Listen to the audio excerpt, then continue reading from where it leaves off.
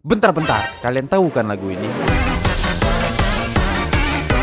Yap, ini lagu tuh dulu sering sekali lah masuk ke beranda YouTube kalian atau ke beranda YouTube aku juga. Dan aku tuh penasaran, ini lagu sebenarnya dirilisnya tuh baik-baik aja ataukah ada kontroversi atau masalah di dalam lagunya gitu. Dan pas aku cari tahu, beneran ada woi. Dan gimana sih permasalahannya, terus juga perjuangan si produsernya ngerilis lagu tersebut gitu. Dan langsung aja kita ke pembahasan kontroversi lagu Looping the Room. Looping the Room, ini tuh lagu yang dibikin oleh produser jenius bernama Rusino. Ini lagu tuh dirilis tahun 2025 kemarin, dan sepanjang tahun 2026 kayak bener-bener meledak gila-gilaan lah, sampai masuk jajaran Hall of Legend Vocaloid, bahkan sempat nangkring di chart Spotify viral 50 di Indo. Tapi dibalik nadanya yang super bener-bener kayak nempel di otak kita dan bikin kepala kita tuh otomatis ngangguk-ngangguk, ternyata ada kisah perjuangan, kontroversi AI-nya, drama hak cipta, sampai teori konspirasi gelap ala Backroom yang bikin kita tuh kayak ngerasa anjir lah ini lagu. Pertama, siapa sih Rusino? Rusino ini adalah tipe Vocaloid P atau produser Vocaloid generasi baru yang sangat melek teknologi sekali lah, tapi punya estetika musik yang agak aneh. Makanya di komunitas Vocaloid Jepang dia tuh terkenal dengan gaya musik yang memadukan EDM kencang, drum dan bassnya tuh yang bener-bener kerasa sekali. Terus ada musik-musik ala game jadul, terus ada distorsi audionya. Pas aku cek lagi sebelum dia itu gempar bikin Looping the Room, Rusino itu sebenarnya udah punya nama lah di kalangan pencinta musik di bawah tanah gitu, berkat lagu hitnya yang berjudul Bleach Hero.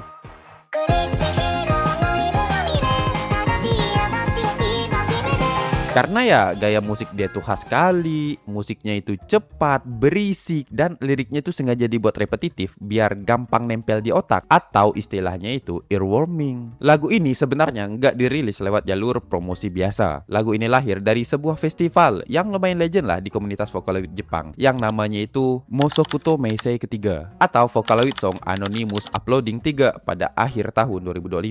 Nah ini tuh menurut aku festivalnya yang lumayan unik lah, dan aturannya tuh juga bagus gitu. Pertama, semua produser Vocaloid yang mau ikut, maupun dia udah terkenal, yang udah punya jutaan subscriber, atau yang masih baru pemula, mereka tuh harus ngirim lagu mereka secara anonim tanpa nama pencipta. Abis itu video yang mereka unggah nggak boleh pakai animasi keren atau warna-warni. Ya udah cukup pakai latar belakang putih polos dan teks lirik standar doang. Tujuannya apa bang? Biar penonton itu tuh bisa nilai lagunya itu secara murni dari kualitas musiknya, bukan karena nama besar produsernya.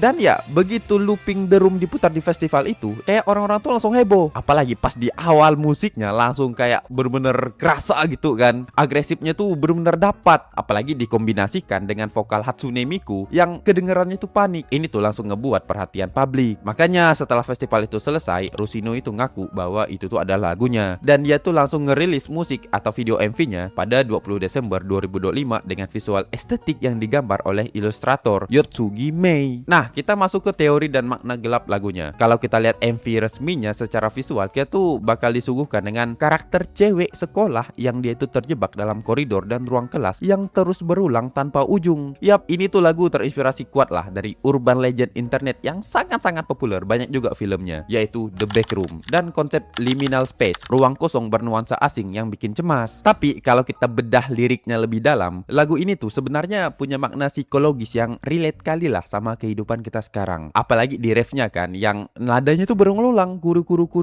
kaisu gitu. Dia tuh terus berputar-putar, terus ngelooping. Ini tuh bukan cuman soal terjebak di ruangan fisik biasa atau di backroom biasa. Ini tuh adalah metafora dari mental yang terjebak stuck dalam lingkaran setan. Kayak kita pernah gak sih ngerasa depresi, cemas atau trauma, dimana setiap hari tuh kita ngerasa ngelakuin kesalahan yang sama, terjebak di hal yang sama, pengen keluar dari rutinitas yang toksik itu, tapi kemanapun kita lari, kita tuh malah balik ke situ lagi gitu. Makanya rasa frustasi, keputusasaan, panik mental itulah yang digambarkan secara jenius oleh seorang Rusino lewat tempo musiknya yang semakin lama terasa semakin memburu. Nah, perjalanan lagu ini tuh menuju viral itu tuh nggak mulus-mulus amat woi. Ada dua badai besar yang sempat bikin Rusino tuh pusing dan bikin dia tuh kayak ngerasa anjir lah, ini kok gini kali cobaan aku. Pertama, skandal gambar AI di Adobe Stock. Yap, begitu MV-nya rilis, beberapa netizen yang matanya itu jeli langsung sadar kalau ada yang aneh dengan gambar latar belakang sekolah di video tersebut. Ada distorsi aneh di locker, kayak bayangan yang gak konsisten, dan detail janggal yang biasanya cuma dihasilkan oleh generatif AI. Makanya komunitas artis anti AI di Twitter atau X itu tuh langsung nyerang Rusino dengan nuduh mereka malas karena pakai AI art. Nah, si Rusino itu nggak tinggal diam lah. Dia tuh langsung ngeberikan klarifikasi resmi. Dia itu menjelaskan kalau dia tuh ngebeli aset gambar latar belakang itu secara legal dan berbayar di platform bernama Adobe Stock. Dia itu bilang sendiri nggak tahu kalau beberapa aset di platform tersebut itu ternyata hasil generate AI yang lolos kurasi Adobe. Nah, yang menariknya banyak fans juga yang justru dia tuh membela Rusino. Mereka tuh bilang distorsi aneh khas AI itu secara nggak sengaja malah bikin nuansanya tuh dapat, mistisnya juga dapat, tema backroomnya tuh jadi lebih kerasa. Nah, permasalahan yang kedua, takedown massal di Spotify. Maksud di sini tuh takedown massalnya orang-orang yang ngecovernya ya, bukan lagunya si Looping the Room yang asli ya. Karena ini tuh datang dari Rusinonya sendiri, yang mana dia tuh benar-benar ketat sekali lah ngejaga hak cipta lagunya. Dia tuh nganggap lagu ini tuh udah sebagai anaknya sendiri gitu, yang lahir dari perjuangan, banyak kontroversinya juga. Makanya di forum Reddit, khususnya di komunitas Vocaloid, sempat ramai lah keluhan dari para kreator kecil. Karena ya banyak dari mereka yang ngebuat cover atau remix Looping the Room di Spotify, terus kena takedown massal lewat klaim oleh distributor Nextone yang mewakili Rusino itu sendiri. Walaupun ya mereka tuh ngaku udah ngurus izin mekanis, tapi tetap aja kena. Nah, ini tuh menunjukkan kalau di balik musiknya yang asik, industri musik Jepang tetaplah industri yang sangat protektif dan gak main-main lah soal hak cipta, terutama ya di lagunya Looping the Room ini. Terus terakhir, kok bisa viral sampai ke Indonesia, Bang? Nah, ini yang menurut aku lumayan unik sih. Apalagi kan kita di sini mayoritasnya nggak terlalu banyak tahu lah lagu-lagu Vocaloid, walaupun ada ya pasar Vocaloid di Indonesia itu sendiri. Cuman pas aku cek-cek ternyata Looping the Room ini datang dengan cara yang unik, woy. Pertama dari meme atau dari animasi-animasinya. Karena ya pas kita lihat sendiri lagu Looping the Room itu sendiri itu animasinya bener-bener kayak lumayan mudah lah buat di fanmade gitu. Karena ya backroom terus animasi karakter di depannya itu kayak jatuh-jatuh gitu kan. Kurang lebih mirip sama Q Kurarin, cuman ini tuh simple aja, kayak nggak terlalu banyak gerak, cukup beberapa ekspresi karakter terus dibikin bergantian masuk gitu. Ada satu karakter diam di tengah terus backgroundnya berganti-ganti. Itu tuh lumayan mudah di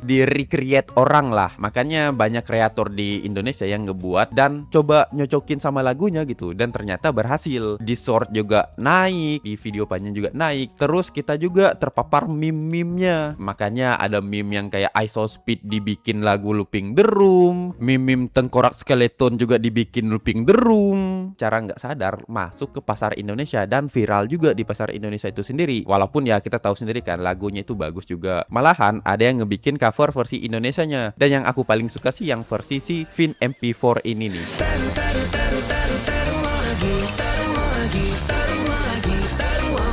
Dan menurut aku ini transliriknya lumayan bagus juga. Bukan lumayan ya, emang benar-benar cocok gitu. Terus ada yang bikin versi orang Kanada yang transliriknya pakai bahasa Inggris, itu juga bagus.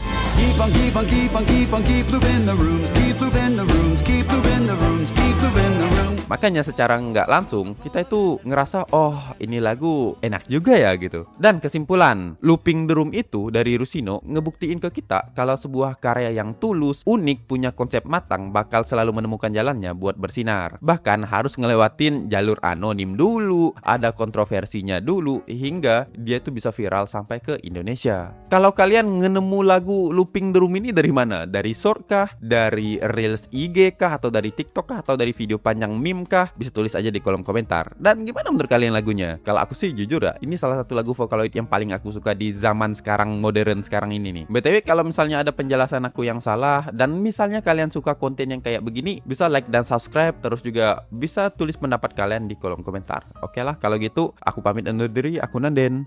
Dah.